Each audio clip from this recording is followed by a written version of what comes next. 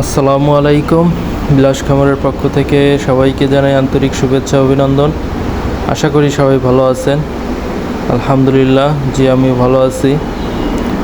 তো আপনাদের আজকে নিয়ে আসলাম আমার 11 দিন এর ব্রয়লারের বাচ্চার ভিডিও নিয়ে। তো আলহামদুলিল্লাহ, একটা বাচ্চাও এখন পর্যন্ত মর্টালিটি হয় নাই।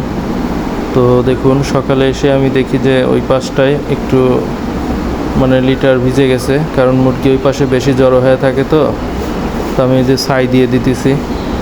তো আপনারা অনেকেই জিজ্ঞেস করেন, ভাই ছাই বলতে কি বুঝান? তো আসলে ওই যে ঘষি আছে যে না, ঘষি যে জ্বালানি কাজে ব্যবহার করার পরে যে থাকে ওইটাকেই ছাই বলে। তো গরুর যে গোবর সেটা শুকায়ে ঘষি বানানো হয় এবং ওইটা জ্বালানি কাজে ব্যবহার করা হয়।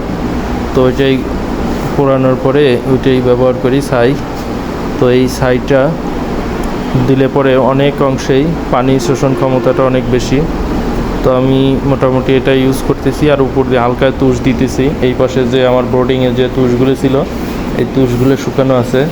তো অল্প ছাই অল্প তুষ দিতেছি, যেহেতু বালু এখন ভেজা আছে সব। বৃষ্টি কালকে সারাদিন বৃষ্টি হয়েছে, আজকেও সকাল 9টা-10টা পর্যন্ত বৃষ্টি ছিল। তো এখনও বৃষ্টি নাই, বাট আবহাওয়াটা দেখা যাচ্ছে একটু রোদের মতো আসে, আবার মেঘ জমে যাচ্ছে। তো বৃষ্টি আবারও নেমে যাবে, এটাই স্বাভাবিক।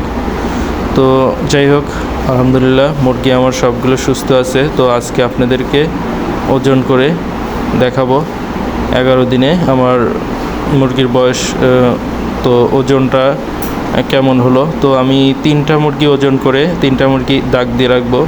এখন থেকে প্রতিদিনই আমি ওজন করে আপনাদেরকে দেখাবো ইনশাআল্লাহ। তো সবাই না টেনে ভিডিওটা পুরোপুরি দেখবেন, এবং আমার ভিডিও যদি আপনাদের ভালো লাগে অবশ্যই যারা নতুন আমার চ্যানেলটিকে সাবস্ক্রাইব করবেন এবং লাইক করবেন। আর কোনো কিছু জানার বা মতামত থাকলে অবশ্যই কমেন্টে জানাবেন। আর যারা অলরেডি সাবস্ক্রাইব করেছেন তাদেরকে অসংখ্য ধন্যবাদ।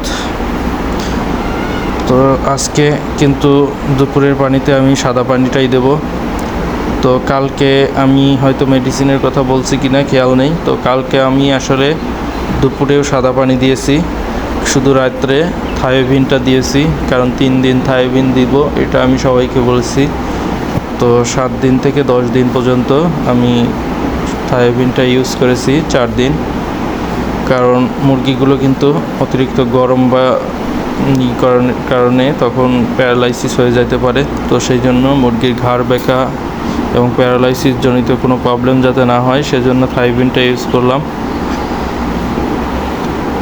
তো ইনশাল্লাহ আজকে 11 দিন, যেহেতু কালকে আমি হয়তো ভুট্টা ফার্মেন্টেশনটা বানাবো, পরশুদিন থেকে শুরু করব ইনশাল্লাহ। সবাই আমার ভিডিও নিয়মিতই দেখবেন, তাহলেই জানতে পারবেন। আবার যেভাবেই আমি ফার্মেন্টেশন করি, তো আপনাদেরকে সেইভাবে আমি তুলে ধরবো ভিডিওটা।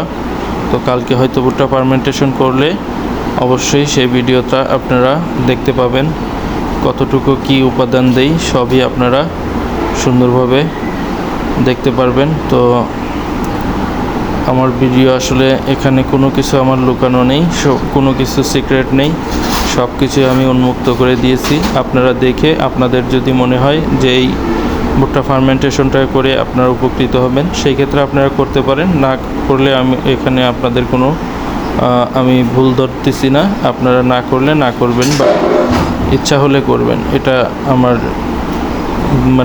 নিজস্ব কোনো না। তো যাই হোক, এখনকার যে বাজারটা, ভাই মুরগির বাজার খুবই খারাপ। তো যে এই বাজারে আপনি শুধু ফিড খাইয়ে মুরগি পালন করলে কখনোই আপনার পকেটে টাকা আসবে না, বরঞ্চ আরও ক্ষতির সম্মুখীন হবেন। আর মুরগি বিক্রি করাটা খুবই টাফ হয়ে গেছে এই বাজারে, কারণ মুরগিটা আসলে খুবই না নেওয়ার অনীহাটা বেশি সবার ভিতর। তো আমি বাড়ির উপর অলরেডি আমার যে নিচে 80 পিস মুরগি ছিল, প্রায় 50টা না হলেও 40টার উপরে মুরগি বিক্রি করে দিছি। তো এখন মনে হয় 30-35টা মুরগি আমার আছে। তো ইনশাল্লাহ এগুলিও আমি হাতেই বিক্রি করে দেব। তো আপনারাও চাইলে এইভাবে এই পদ্ধতিতে মুরগি বিক্রি করতে পারেন, কারণ আমি বাড়ির উপরে 140 টাকা করে বিক্রি করতেছি, যেটা বাজারে খুবই সামান্য মূল্য 120 থেকে 25 টাকা করে দিচ্ছে, তাও এর চেয়েও কম দেওয়ার চেষ্টা করে।